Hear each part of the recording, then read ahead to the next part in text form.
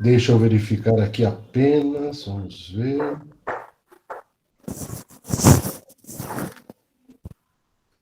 Compartilhar uma guia, não é uma guia. Compartilhar uma janela. Deixa eu ativar aqui. Só um minutinho. Só um minutinho.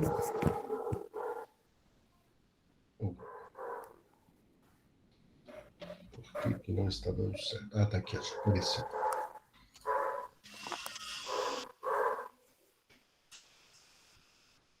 Tá aparecendo para vocês algo aí já? Sim. Ah, legal. Sim. Ótimo.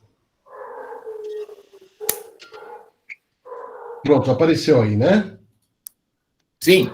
Vocês estão lendo o quê? Lê para mim alguém aí. Quarto tema, é isso? Quarto tema, reflexões pastorais. Ótimo, ótimo, ótimo. Então é isso mesmo. Bem, deixa eu colocar aqui no modo de apresentação. É minha canetinha famosa. Ótimo, legal. Bem, hoje nós temos o nosso quarto encontro e eu mudei um pouquinho, como eu falei para vocês, a temática. Eu acho que é importante. Nós até fizemos um percurso nos primeiros capítulos dos Atos dos Apóstolos, quando nós vimos a ação da igreja em Jerusalém, sobre a condução dos apóstolos, sobre a liderança de Pedro. Vimos que os Atos dos Apóstolos têm uma divisão clara e clássica. Os primeiros 12 capítulos, praticamente, eles nos referem à igreja em Jerusalém e às atividades próximas aos redores de Jerusalém, mas ainda bem incipientes, dentro ainda de um ambiente profundamente judaico. O judaísmo está presente nesses primeiros tempos da igreja, nós conversamos bastante sobre isso, e tem a figura de Pedro como o elemento central dessa articulação dos Atos dos Apóstolos. É importantíssimo essa primeira parte do livro dos Atos dos Apóstolos, que a gente vê os desafios, os caminhos e os primeiros anos do percurso da nossa igreja. Depois, a partir do capítulo, metade do capítulo 12, capítulo 13, nós vamos começar a segunda parte do livro, que é a parte da igreja em expansão, entrando no mundo pagão, no mundo gentílico. E aí o personagem central deixa de ser Pedro e passa a ser Paulo. É interessante a perspectiva do escritor Lucas, ou da escola de Lucas, a escola lucana, né, que tem o seu evangelho e tem os Atos dos Apóstolos. Lucas, ou a escola de Lucas, é uma escola oriunda da influência paulina. E essa influência trouxe certas características na apresentação e na reflexão da igreja nos primeiros passos. Esse texto dos Atos dos Apóstolos foi escrito em torno dos anos 80, 70, 80. Profundamente enraizada no ambiente gentílico, na antiga Ásia Menor, onde hoje é a Turquia, trazendo na narrativa, na escrita de Lucas, muito dos ensinamentos de Paulo e as referências testemunhais dos apóstolos em Jerusalém e do segundo grupo de apóstolos, a chamada segunda geração, daqueles que foram discípulos dos apóstolos. Então ele reuniu todo esse material e escreveu tanto o Evangelho de Lucas, como os Atos dos Apóstolos também, como nós já vimos. É uma obra única, praticamente, é uma obra única. Lucas, ao escrever principalmente os Atos dos Apóstolos, e para estar presente nesse mundo, ele coloca os obstáculos para que da igreja nos primeiros anos, ele vai colocar o obstáculo que ele presencia, que ele vive, que ele convive, que foi o obstáculo dos judeus. Então, de certa forma, até nos espanta quando a gente vê que Lucas ele não faz críticas profundas ao Império Romano. Porque a vida dele, a vida da comunidade, é uma vida que está se defrontando com a perseguição dos judeus. E aqui eu vou colocar para vocês um fato histórico que vocês entenderão isso. No ano 70, mais ou menos, 70, 71, Roma, o Império Romano, invade Jerusalém. A região de Jerusalém, entre os judeus, começaram a acontecer nos anos 60 muitos focos de rebelião contra a dominação do Império. Então Roma vem, invade Jerusalém e destrói Jerusalém, destrói o templo. Aí acontece praticamente a terceira ou quarta diáspora dos judeus que não mais ficarão em Jerusalém. Jerusalém passará a ser um local de ruínas. E nessa debandada e nessa distribuição dos judeus que foram expulsos de Jerusalém pelo Império Romano, eles vão se formar em pequenos grupos. O principal grupo é na cidade de Jânia, perto de Jerusalém, 50 quilômetros. E nessa cidade de Jânia, os judeus eles vão voltar radicalmente para os ensinamentos do Antigo Testamento, mais especificamente da Torá, para garantir que a sua religião não morra. Era um grande perigo, porque era um povo disperso, e esse pequeno grupo religioso de fariseus, vocês não se esqueçam que os saduceus eram donos de terra. Quando Roma invade a Palestina, as terras são confiscadas. Então, praticamente, o grupo social dos saduceus, ele extingue, ele acaba. Mas os fariseus resistem.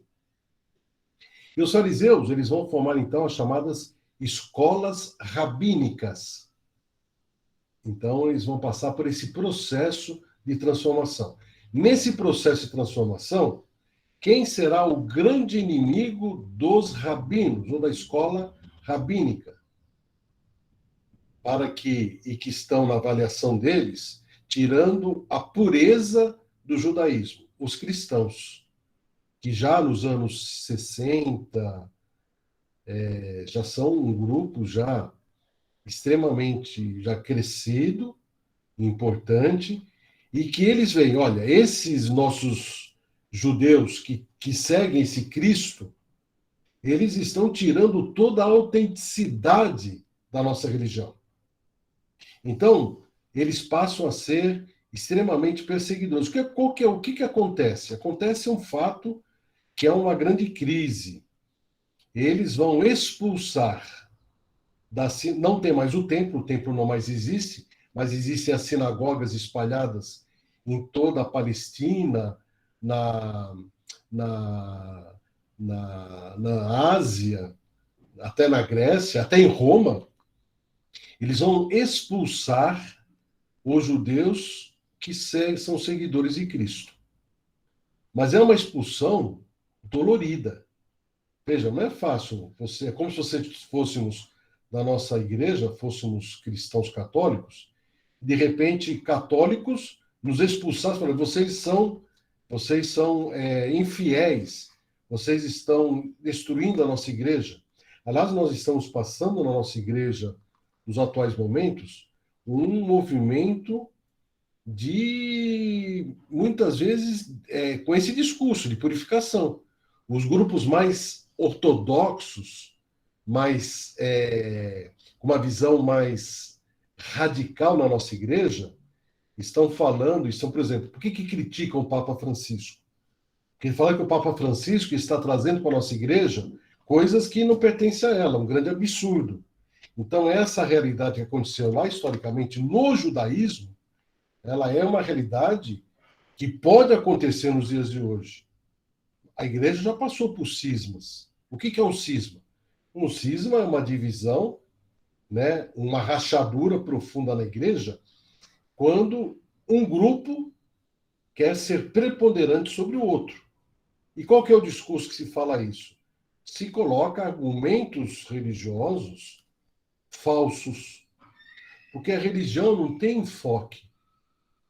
A visão teologal, ela não tem lado. A teologia, ela é clara. Por exemplo, vou dar um pequeno exemplo para vocês. E é nessa esteira que eu queria caminhar com a minha aula de hoje para falar dos Atos dos Apóstolos, pensando na igreja de hoje, porque eu quero falar sobre a missão da igreja. Tá? Por exemplo, eu vou dar um exemplo para vocês. Na nossa igreja, nos dias de hoje. Teologicamente, eclesiologicamente, missiologicamente falando, falar que a igreja não tem ou não deve ter uma preocupação primeira, prioritária e emergencial com o pobre é uma heresia. A igreja nasceu para o pobre. A igreja nasceu para o abandonado. A igreja nasceu para o afastado. A igreja não nasceu para quem é puro e santo. Aliás, o próprio Cristo falou isso, né? Eu vim trazer a salvação para o pecador. Alguém que na nossa igreja, que mude esse discurso, está sendo herege. Então, acho que está bem no momento de nós começarmos e vocês, como membros da igreja, a terem essa visão profunda e radical. Eu vou ser mais incisivo ainda. De nada vale celebrações bonitas, litúrgicas, se essa liturgia não estiver amarrada com um compromisso e com uma missão de igreja presente no mundo. De nada vale celebrar a vida na liturgia, porque a liturgia é a celebração da vida dada por Cristo para toda a humanidade, se nós no mundo defendermos a morte.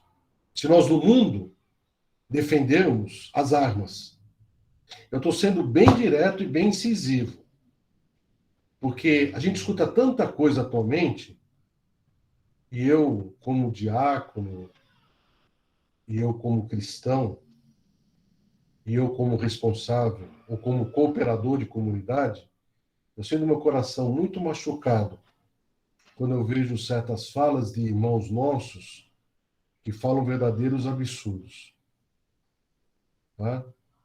Quando a gente lê os Atos dos Apóstolos, e eu tenho que agradecer vocês, porque quando vocês me chamaram para falar dos Atos, e ao reler, né, que eu já li isso aí tantas vezes, mas a palavra de Deus ela é sempre dinâmica, ela é sempre maravilhosa, e ao ler isso, eu vi muito a igreja de hoje, que é uma igreja que sofre, como a igreja, lá nos Atos, é uma igreja sofredora.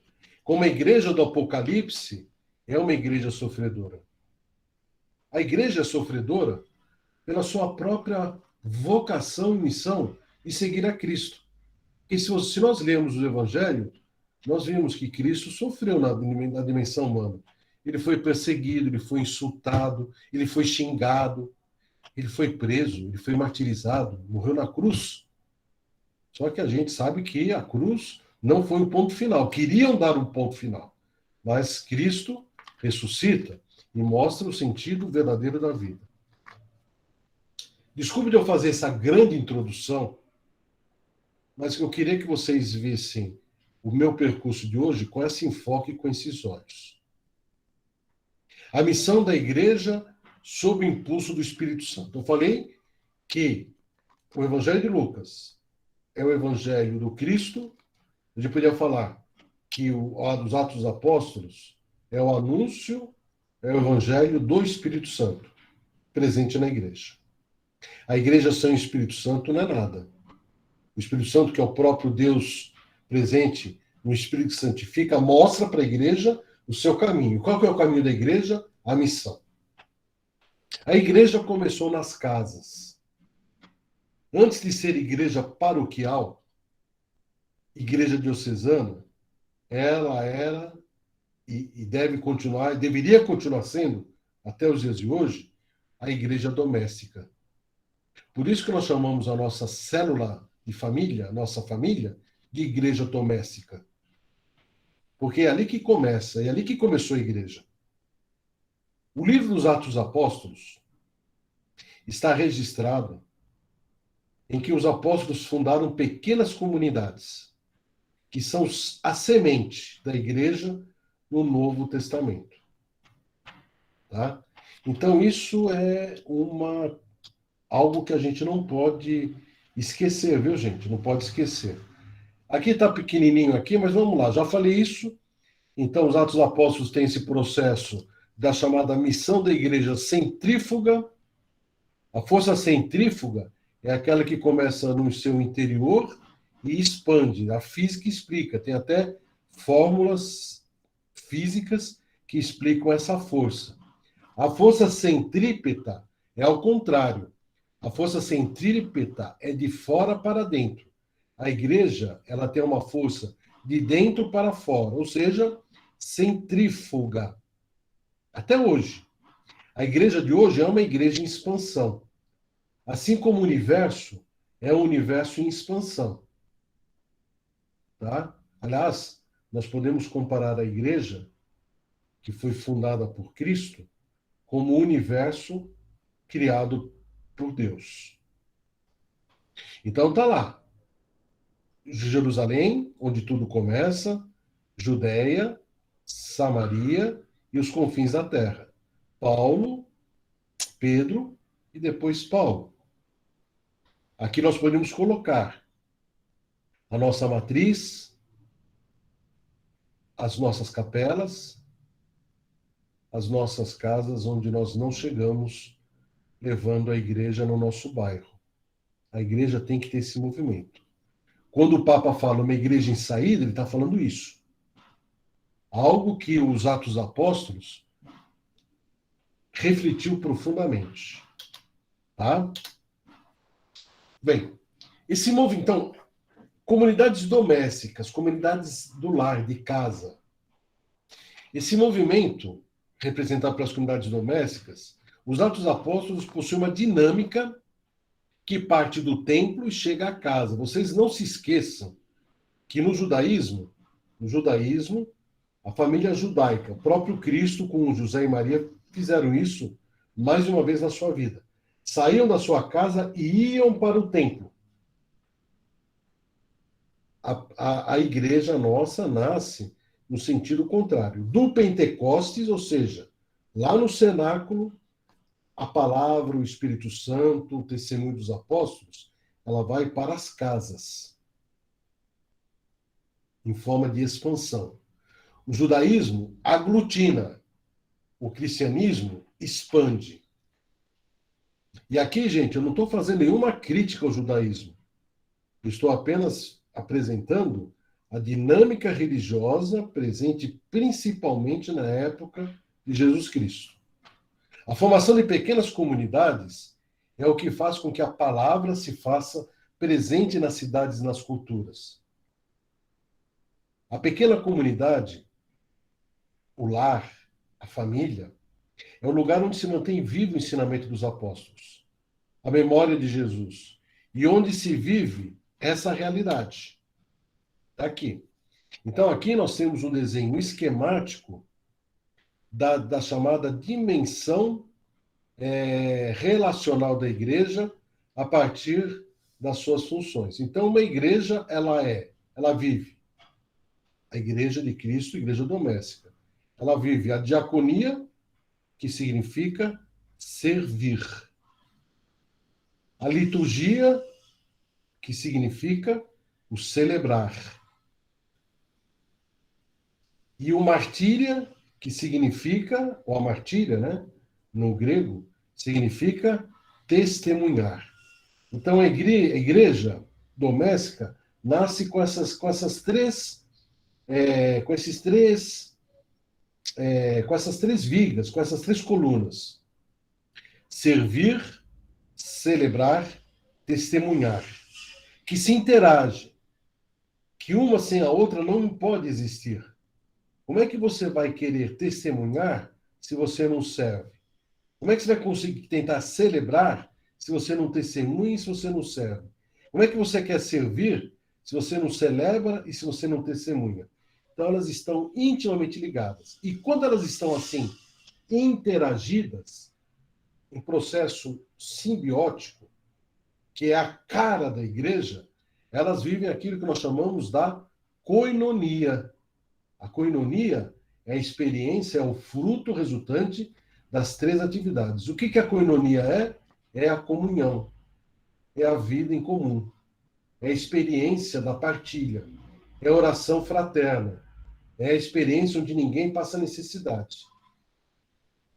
Nossa, somente esse quadro, somente essa realidade apresenta isso. E essa é o fundo teológico do livro dos Atos dos Apóstolos.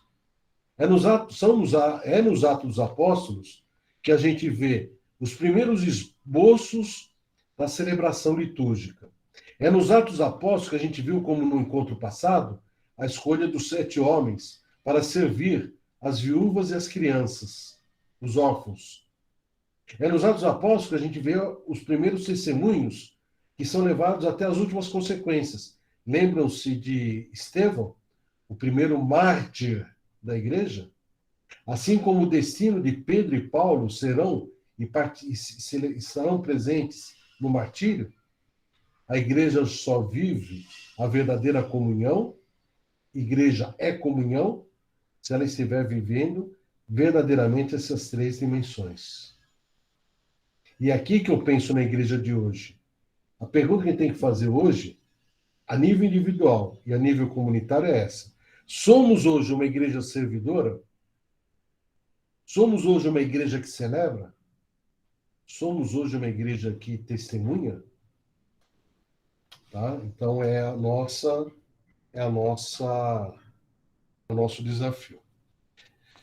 Estamos falando da missão da igreja, lá nos Atos dos Apóstolos, e eu pensando, como eu falei para vocês desde o início, na missão da igreja nos dias de hoje.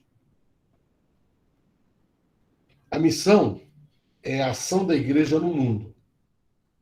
O mundo, nós temos sempre duas possibilidades, ou 2 entendimentos para a palavra mundo.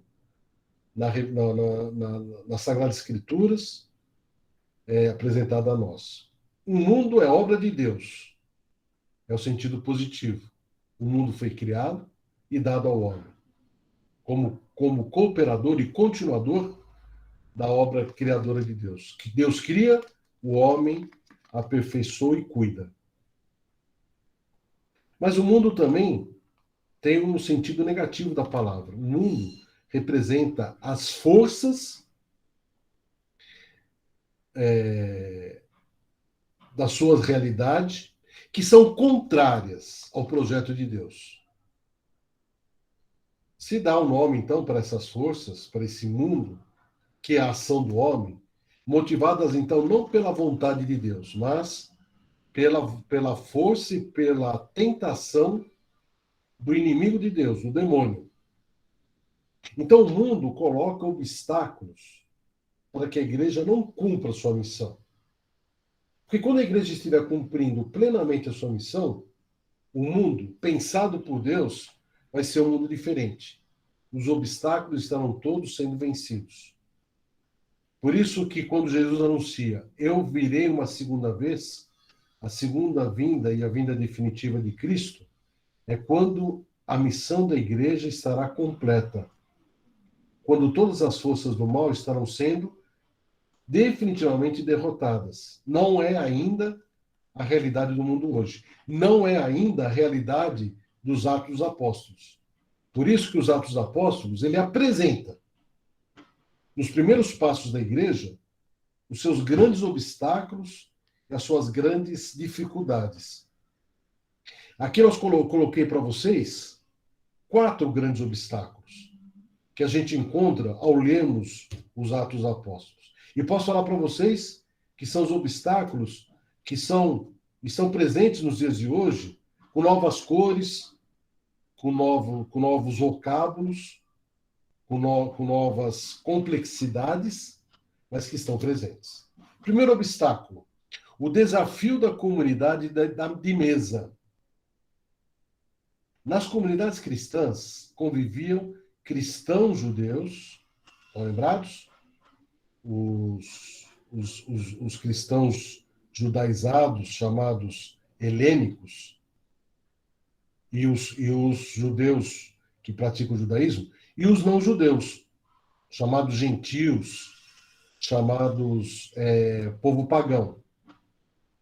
Tá? Os judeus não podem aceitar que pagãos sentem com eles à mesa para a refeição e a Eucaristia. Está lá em Atos 10. Até Pedro é vítima desse preconceito.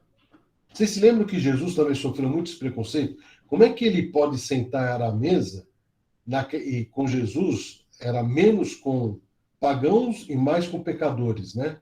Mas os judeus veem os pagãos como pecadores. Então, é uma mesa eletiva, uma mesa selecionada. Lucas, para resolver esse problema, esse desafio, esse obstáculo, é que diminuía os pagãos, vendo ameaçado seu espírito missionário, mostra que Paulo comia com os pagãos. E aqui vocês sabem, conhecem a dimensão de Paulo, nós não vamos trabalhar hoje, mas sabe que Paulo, ele era um judeu, ele era um fariseu, da escola prévia rabínica, e ele senta com não-judeus, com pagãos, tá? Para viverem essa experiência. Esse é o primeiro desafio. Pergunta que eu faço para vocês.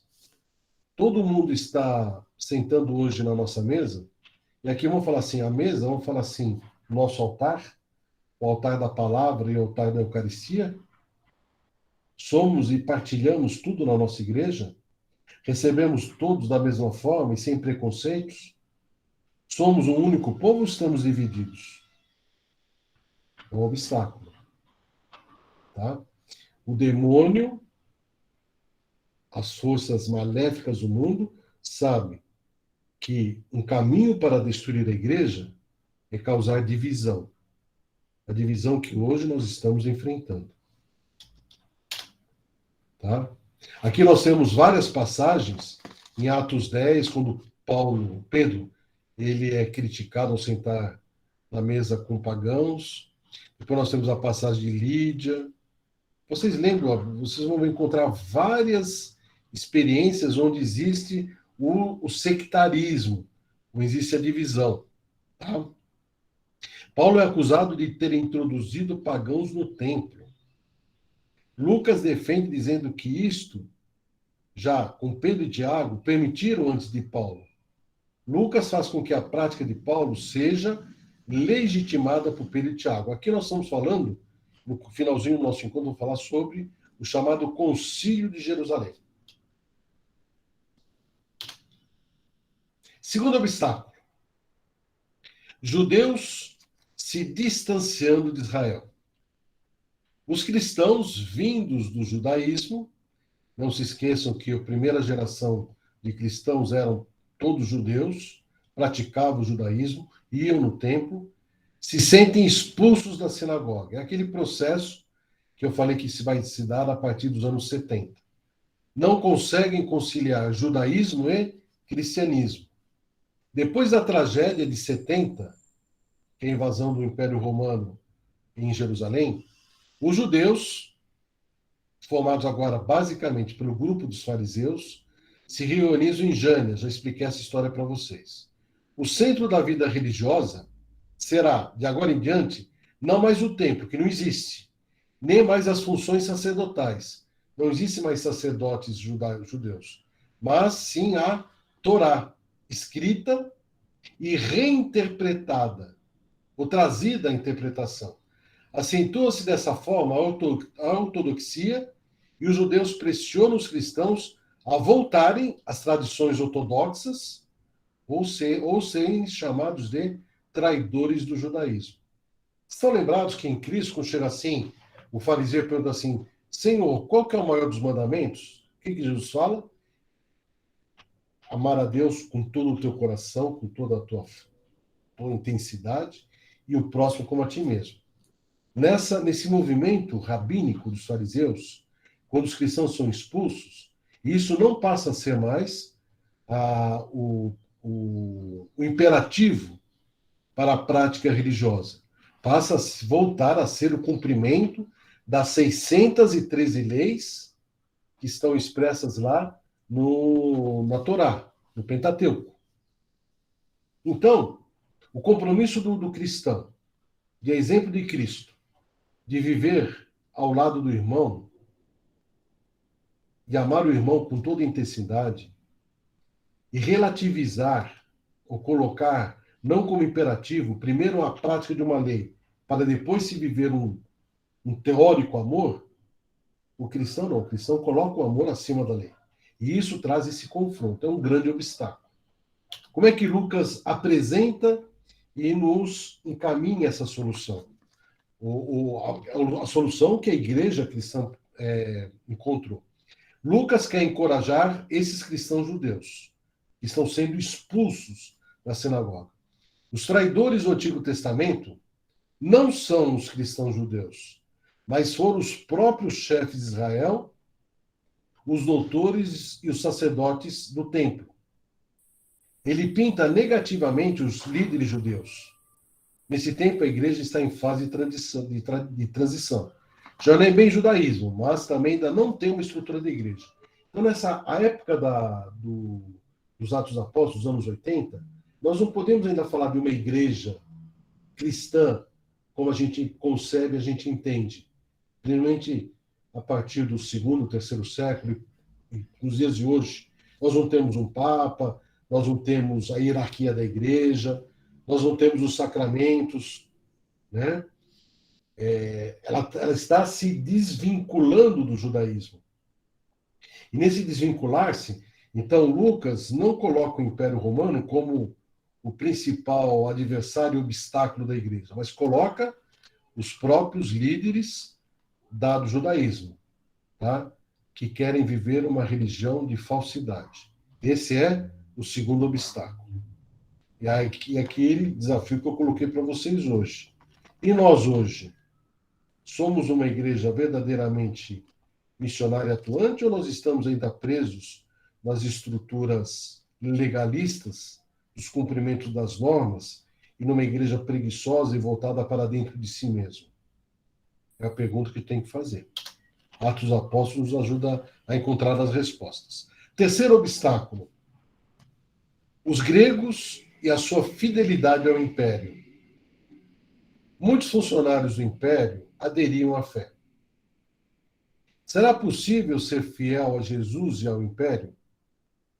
Como aderir a Jesus e ter Paulo por missionário se os dois forem eliminados pelo império? É um problema, esse sim, talvez muito direto e específico, apresentado pelos Atos dos Apóstolos. O grande inimigo não está em Roma? Talvez seja a pergunta que sintetize isso. Lucas é muito simpático ao Império Romano. Assim, ele sempre empurra a culpa pela morte de Jesus e de Paulo aos chefes dos judeus, enquanto os romanos são bons. O centurião romano reconhece que Jesus é justo. Lucas 23, está lá na passagem lá, centurião romano. Aquele que perfura o lado de Cristo é um centurião romano e que testemunha.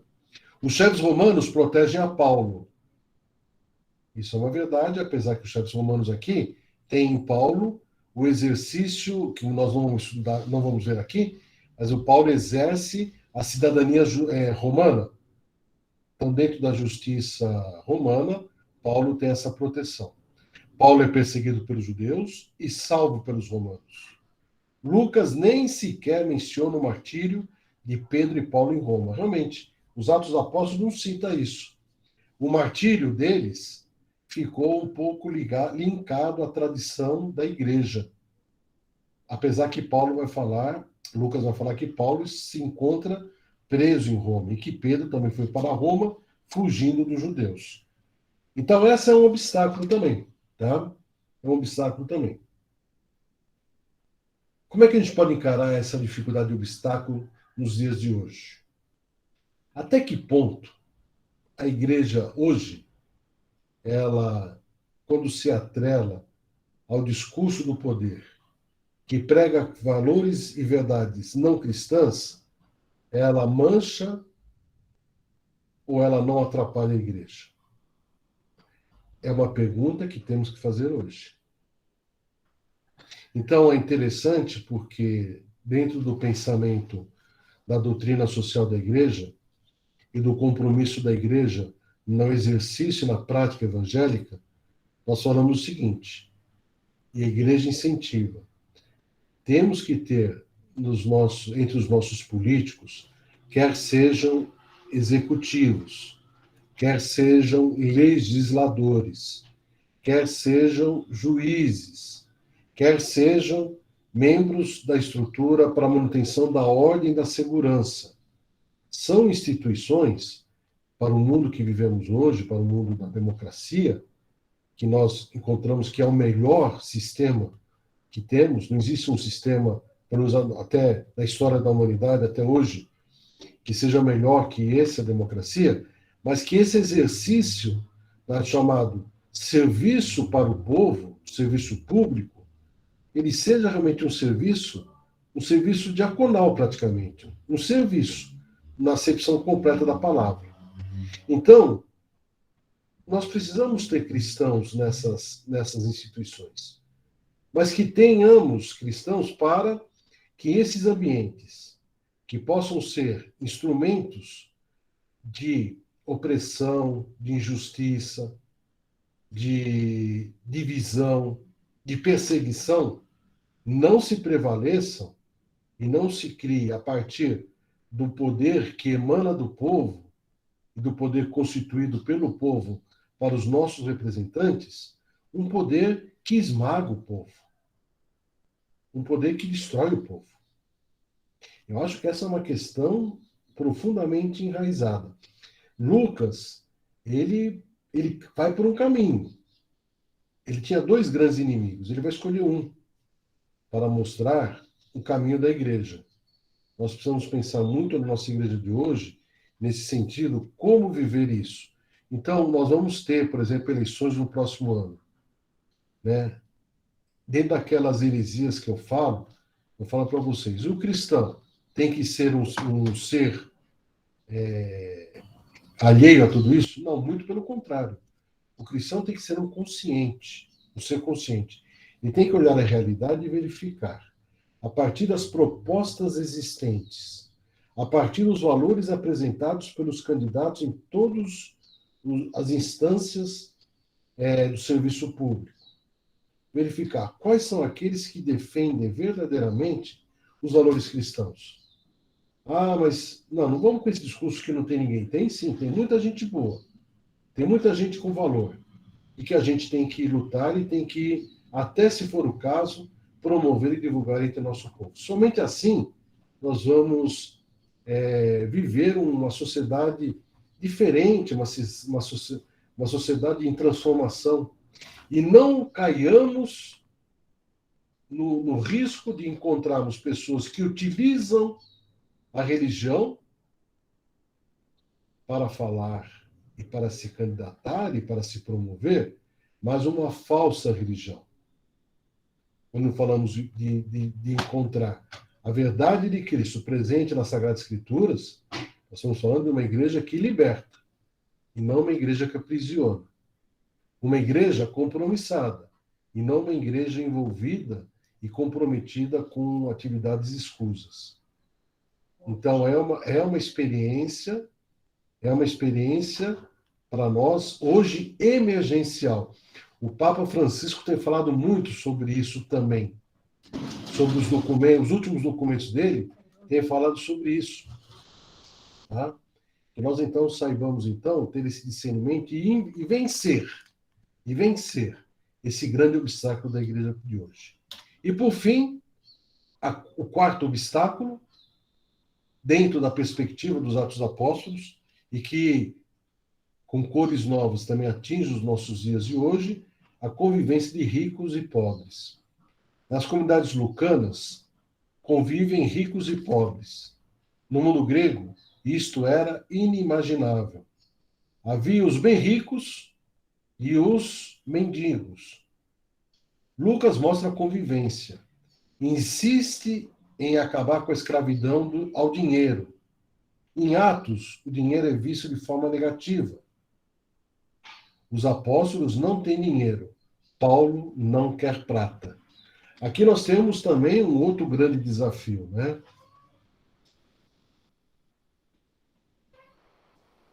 Como conviver numa sociedade hoje, como ser igreja numa sociedade de hoje, onde mais da metade de tudo aquilo que é produzido, que é gerado, em termos de bens, em termos de valores, está concentrado na mão de 1% da população mundial. 50% da riqueza do mundo está concentrado em 1% da população mundial. Enquanto que os outros 50%, ele é de forma pecaminosa, distribuído de uma forma também exploratória para os outros 50% da população. Em outras palavras, nós temos os bilionários, nós temos os detentores de grandes fortunas, nós temos aqueles que têm uma vida abundante, e nós temos um grande grupo de pessoas que passam necessidades. Há grande desafio para os dias de hoje. Então, essa é uma realidade da igreja lá dos Atos dos Apóstolos. Se lembrem, né? Um dos espantos da igreja de Atos, entre eles não há ninguém que passe necessidade. E nós hoje? Será que nós estamos vivendo na nossa vida em busca de conquistar mais coisas? Qual que é o projeto de Deus? Por que no ensinamento evangélico os ricos são alertados nas palavras de Cristo? O rico, no sentido da palavra, no sentido negativo da palavra evangélica, o rico é aquele que abre mão de tudo na sua vida, inclusive do compromisso com o outro, para lutar de forma desesperadora, de forma mortal, para que cada vez mais ele tenha dinheiro, tenha riqueza. E isso Cristo condena. O fechamento, a exploração, ela é um grande pecado. Então, essa riqueza que deve ser combatida. Porque a riqueza por si só, a riqueza, pensando no sentido do bem construído, ela é até uma obra de Deus. Deus fez o mundo e deu ao homem. Então, o problema não está na riqueza. O problema está na distribuição da riqueza. O problema está no absurdo de se gastar verdadeiras fortunas num jantar regado a coisas inimagináveis e que nós nunca comemos e nem comeremos, enquanto que nós temos famílias que não têm o que colocar de comida na mesa. Essa é um grande obstáculo. A missão da igreja só vai ser cumprida quando isso não mais existir. Ou seja, quando todo o povo, toda a humanidade tiver direito às condições de dignidade e às condições que Deus, na sua obra criada, e que Cristo lutou por isso e morreu na cruz por isso, foi de fazer um mundo de justiça, um mundo de igualdade. Esse é um grande desafio para a igreja.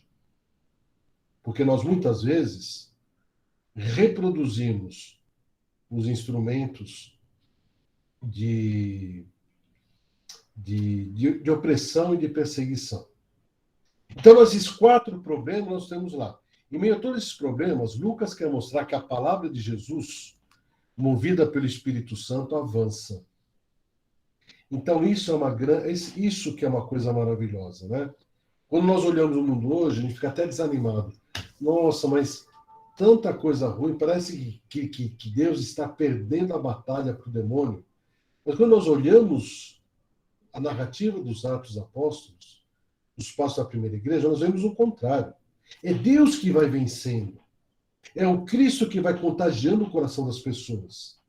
Então, que força é essa que as comunidades primitivas tinham, que venceram os seus obstáculos, mesmo com grandes dificuldades, mesmo com grandes esforços, e que hoje nós não encontramos e nós nos entregamos à apatia, ao conformismo. O número de fiéis aumentava, o texto fala diversas vezes. O Espírito Santo produz a palavra. Quantos discursos eram dirigidos para pessoas que nunca tinham ouvido falar de Cristo? Muitos obstáculos existem, mas a palavra vence. A palavra vence, né? Então, a grande resposta está em algo que nós chamamos de conversão. Precisamos hoje ser uma igreja, hoje não, né? A igreja, na sua continuidade da obra salvífica de Cristo, tem que viver esse espírito de conversão. Aliás, Cristo pregou um evangelho de conversão. João Batista, já ao anunciar o Cristo, lembre-se semana passada? Não, é semana passada ou essa semana? Eu não sou digno nem de desamarrar a sandália dele, já pregava o batismo de conversão. Os sacramentos são uma inserção para a vida em conversão. O que é convergir? Significa, ao olhar e ao se defrontar com os obstáculos, olhar para Deus, para a sua verdade revelada, para o seu Filho Salvador, para o seu Espírito que santifica e ver. Nós não podemos ser uma igreja que, apesar de estar envolvida no mundo, mas com os olhares em Cristo, ela vive um processo de conversão contínua, para que o mundo não a contamine, para que ela seja fiel a Deus e para que nessa fidelidade o mundo, ao olhar a igreja, também comece o seu processo de conversão a partir da sua missão. Nós temos várias narrativas de processo de conversão nos Atos dos Apóstolos. Aliás, a conversão, ela é o caminho para a igreja viver com toda a intensidade possível essa verdade de Cristo. Tá lá, eu peguei um pequeno exemplo de Atos capítulo 8, que é o batismo do eunuco. E aqui estão chamados 5 passos para qualquer tipo de conversão. 5 passos que devem ser os passos da igreja de hoje. Primeiro passo, ir ao encontro das pessoas no caminho delas. Depois vocês vão ler, viu? Em casa, o capítulo 8, que é o encontro de Filipe com o eunuco. É que o Papa fala, vamos sair das nossas paróquias. É o primeiro passo. Ninguém vai viver uma conversão se você estiver enraizado naquilo que você acredita, naquilo que você... eu vou na missa, para mim já é o suficiente, na missa eu já me encontro com meu Deus. Mentira! Mentira!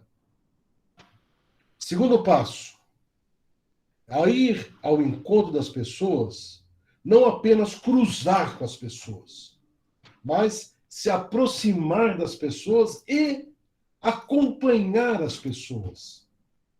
Vocês estão lembrados? Nós temos aqui o encontro de Filipe com o eunuco. Mas vocês se lembram da narrativa de Lucas, olha lá, de Lucas, no Evangelho, do encontro de Jesus com os discípulos de Emaús? É o mesmo processo, viu? Eu poderia colocar aqui, é que eu estou falando de Atos Apóstolos, eu poderia colocar aqui para vocês, paralelamente com os mesmos conceitos, o encontro com os discípulos de Emaús. Jesus se encontra, se faz presente no caminho deles, caminha com eles e acompanha eles na caminhada. Terceiro passo, ler a Bíblia junto com as pessoas, a palavra. Tá? O Filipe faz isso. Filipe fala para o eunuco das coisas maravilhosas de Deus, acontecidas e realizadas em Cristo. Vocês estão lembrados também dos discípulos de Emaús, que Cristo começa a falar as coisas de Deus, da vida do Evangelho? Nosso coração queimava quando ele falava. Quarto passo é o passo da conversão, praticamente. No caso aqui do eunuco, do batismo. No caso dos discípulos de Emaús, a comunhão, o alimento. É o sacramento, é o sinal da conversão. Sacramento é sinal de conversão. Eu quero me voltar para o meu Deus. Por que um casal, noivo e noiva, casam na igreja? Porque ele fala assim, eu quero viver num projeto de fidelidade e amor ao meu Deus, juntos, não mais separados. Por que é o batismo? Porque eu quero me estar vinculado ao meu Cristo na cruz e ao meu Cristo ressuscitado, para que eu seja sacerdote, profeta e rei. Por que um homem ele recebe o sacramento da ordem? Por que um diácono é ordenado?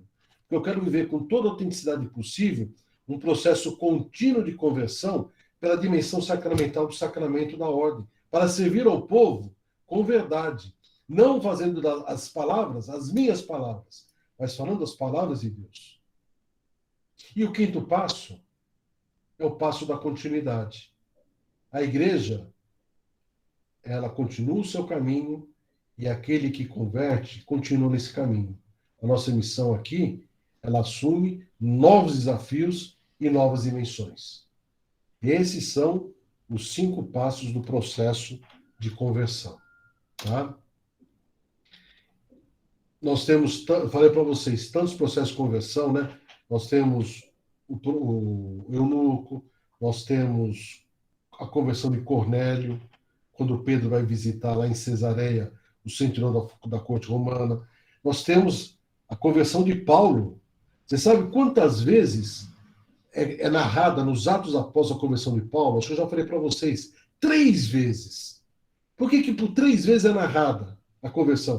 Porque a conversão é um elemento fundamental na vida da igreja primitiva. Porque a igreja primitiva está passando continuamente por um processo de conversão. Porque o evangelho é uma coisa nova, é uma coisa diferente. Aquilo que se vivia, aquilo que se acreditava, ela passa a ser uma realidade a ser superada. Uma nova realidade se apresenta a partir do Cristo morto na cruz e ressuscitado. Em relação a essa passagem, que também vocês vão ler em casa, no Atos capítulo 10, versículos de 1 a 48, que é a conversão de Cornélio, nós vamos ter nessa passagem especificamente, mas também que é uma consequência de todo o processo de conversão, essas 3 realidades. Primeira realidade, as distâncias geográficas, elas são ultrapassadas. É o processo de conversão. O que é ultrapassar uma distância geográfica? Aqui nós temos uma dimensão dentro da missiologia da igreja. Porque nada, absolutamente nada, nem a distância física separa os homens que querem se encontrar com Deus. Deus se revela para toda a humanidade, Cristo morre na cruz por todos os homens. A igreja, ao assumir a missão, e aqui nós vamos lembrar na história da igreja, atravessou mares para levar a verdade de Deus para povos que nunca tinham ouvido falar de Deus. O próprio Paulo, Barnabé, Silas, Tito, nas viagens paulinas, atravessam o perigoso mar do Mediterrâneo para levar para os povos das ilhas e de outros locais essa palavra de um Cristo que vive. Então, a conversão, ela ultrapassa as distâncias geográficas. Ultrapassa também o separatismo. Eu sou de A, eu sou de B. Não. A conversão, ela nos faz todos sermos de Cristo. Sendo de Cristo, a gente sabe onde ele está e onde ele não está. Onde ele se faz presente e onde ele não consegue se fazer presente. E a terceira ultrapassagem, do preconceito. Preconceito religioso, preconceito racial, preconceito das opções sexuais. Uma coisa é a gente procurar entender e viver a realidade do irmão na sua dinâmica e na sua visão, nunca usando um pré-conceito. Eu sou assim e todos também devem ser assim. Eu penso dessa forma e todos devem pensar dessa forma. Eu ajo assim e todos têm que agir assim. Não. A conversão, ela me faz me colocar no lugar do outro para que, entendendo o outro, eu possa vivenciar uma experiência de comunhão e de partilha. E falo para vocês com causa própria. Quantas vezes, ao ultrapassarmos o nosso... Porque todos nós, de certa forma, temos um pouco de preconceito. Quando nós conseguimos sair dessa dimensão do preconceito pela nossa conversão, quantas coisas aprendemos com o outro que é diferente de nós? Aprendemos bastante. E quando a gente aprende, a aprendizagem é fruto de um processo de amor. Eu amo. Então, o preconceito, quantas pessoas se sentem sãs, salvas, castas, não se encontram com aquele ali é um pecador. Quando eu me encontro com um pecador, eu entendo e amo o pecador. Aliás, Cristo fez tudo isso, né? Cristo, ele utilizou de todas essas formas para anunciar o seu evangelho. Ele teve sempre missão, indo nos lugares, nas periferias do mundo que vivia, ultrapassou o separatismo. Se lembra do encontro com a samaritana, um encontro com o próprio centurião, um encontro com o sírio, e ultrapassou os preconceitos. Nossa, mas Jesus senta para comer com um cobrador de impostos, com os pecadores. Se ele fosse profeta, ele saberia que ele está sentando com uma prostituta. Como é que uma prostituta limpa unge os olhos, a cabeça de Jesus? Então, esse processo de conversão é a chamada conversão evangélica, na qual nós somos chamados. Só seremos igreja se ultrapassarmos essas realidades que nos fazem pequenos. Distância geográfica, a tendência ao separatismo e ao preconceito. A igreja hoje está contaminada disso. Infelizmente, está contaminada disso. Nós temos muitos irmãos nossos que são preconceituosos, muitos irmãos nossos que vivem separados, proclamam a mesma fé e vivem separados. Muitos que se sentem privilegiados pela sua história, pelo seu povo e consequentemente, denigrem e tiram a dignidade do irmão que está lá no interior, do irmão que vive em tribo, do irmão que tem uma outra realidade cultural. A minha cultura é a verdadeira e a certa. As outras são terríveis. Tudo bem, gente? Processo de conversão, nós temos a conversão de Barnabé. Nossa, nós temos aqui, a gente podia ficar aqui horas falando das conversões que são narradas nos Atos dos Apóstolos. Até o ponto em que os judeus que vivem, que seguem a Cristo, eles têm que necessariamente passar por um processo de conversão. Como é que acontece isso? Quando os judeus começam a chamar os judeus cristãos de uma seita. Né? De uma seita. Então eles expulsam os judeus cristãos e falam assim, olha, ou vocês vão ser judeus e vão parar de seguir esse tal de Cristo, certo? Ou não. Então o que vai acontecer? Em Antioquia, lá pelos anos 80, próximo a quando o Atos dos Apóstolos é escrito, em Antioquia e não em Jerusalém, pela primeira vez, esses seguidores de Cristo vão receber o nome de cristãos. O que é um cristão? O que significa a palavra cristão? Significa aquele que se parece com Cristo. Ou também pessoas de Cristo. Então é um processo de identificação inquestionável que recebe uma qualificação e um nome. Tá? Isso lá pelos nomes dos anos 80. Tá bom? E aqui, já encerrando a minha fala, quando a igreja nasce, dia de Pentecostes, nós já tivemos a oportunidade de falar isso em outros cursos, né? E até no nosso também. Então a igreja nasceu oficialmente no dia de Pentecostes, apesar de que foi na cruz que ela é gestada, quando o lado do Cristo é perfurado, sai sangue e água, mas ela nasce enquanto comprometida com a sua missão no dia de Pentecostes. Por isso que o dia de Pentecostes é o elo entre o Evangelho de Lucas e os Atos dos Apóstolos.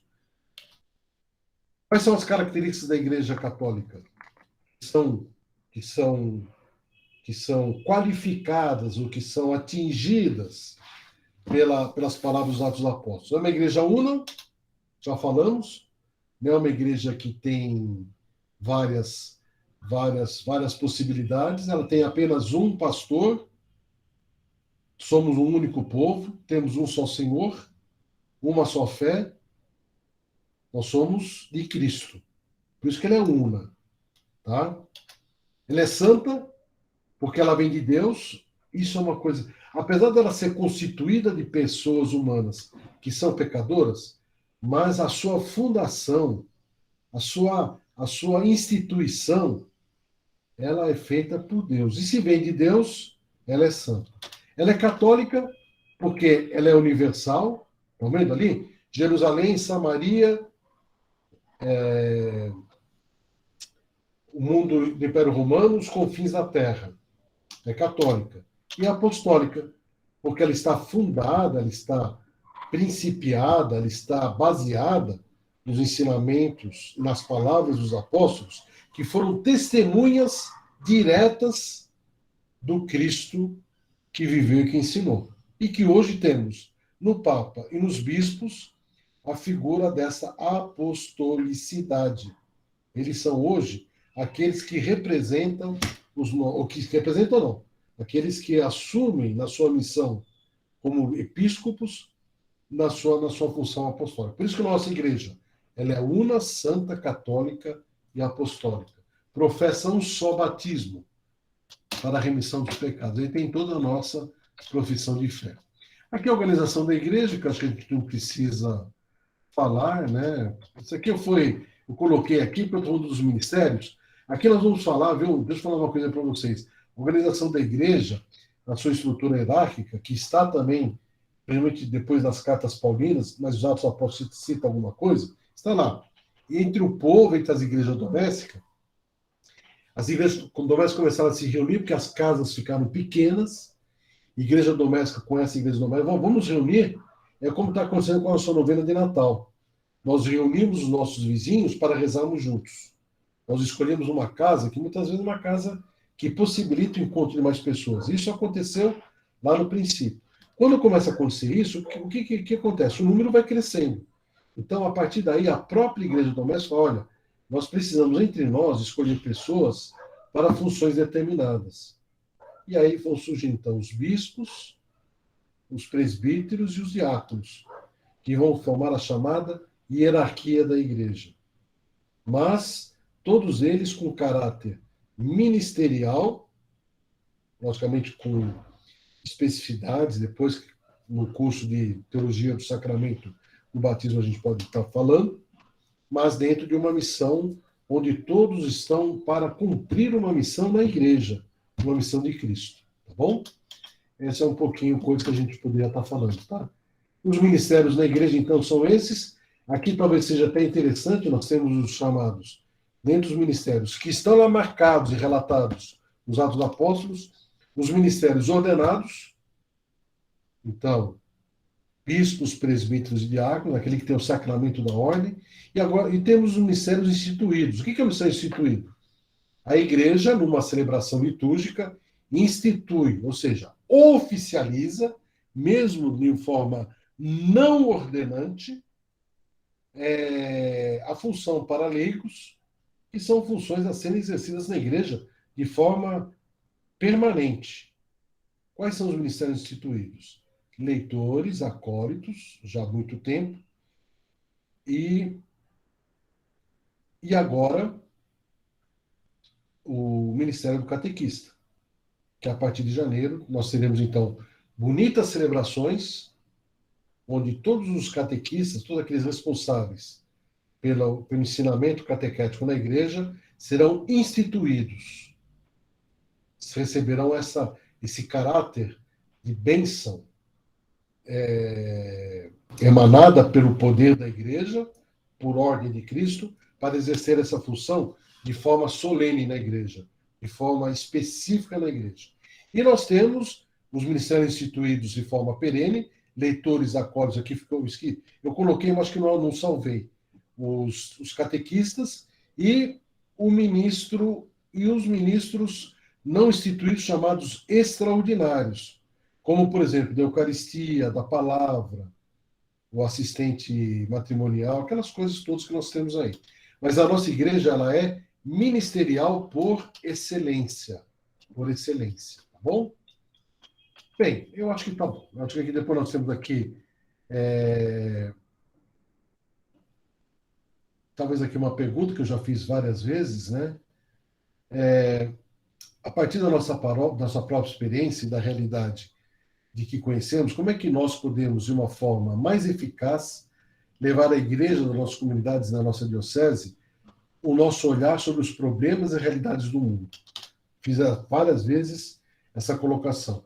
Como é que a igreja, os leigos, os padres, os bispos, podem e devem intervir perante os problemas, as injustiças, as angústias e as esperanças do mundo? Bem, gente, desculpe se eu dei uma... Eu nem perguntei se vocês estavam me acompanhando, né? Deram para acompanhar? Valeu a pena hoje? Valeu? Posso parar a gravação? Pode, Nini, por favor. Pode parar. Que bom, que bom. Bem, eu vou falar para vocês uma coisa.